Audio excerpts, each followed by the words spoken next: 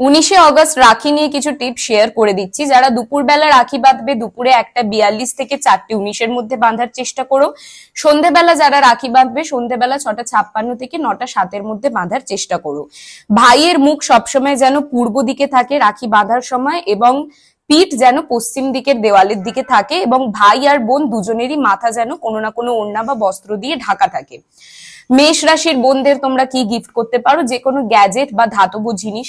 বৃষ রাশিকে তোমরা মার্বেল স্ট্যাচু। মিথুন রাশিকে তোমরা পেন বা বই খাতা বা স্পোর্টস এর আইটেম। কর্কট রাশিকে মুক্ত রিলেটেড কোনো জিনিস।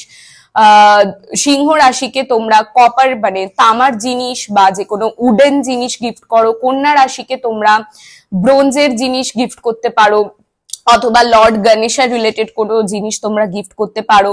তুলা রাশিকে জামা কাপড় বা জুয়েলারি রিলেটেড যে কোনো জিনিস। বৃশ্চিক রাশিকে মিষ্টি, ডেয়ারি আইটেম বা লাল রঙের যে কোনো জিনিস গিফট করো। ধনু রাশিকে তোমরা গোল্ড বা স্টাইলিশ কোনো জামা কাপড় গিফট করো। মকর রাশিকে যে কোনো ইলেকট্রিক বা ইলেকট্রনিক জিনিস গিফট করতে পারো।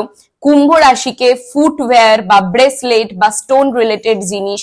আর মীন রাশিকে তোমরা হলুদ রঙের যে কোনো জিনিস বা গোল্ড রিলেটেড যে কোনো জিনিস গিফট করতে পারো। সব ভাইরা নিজেদের বোনদের ভালো চাইলে এটা মাথায় রাখো। আর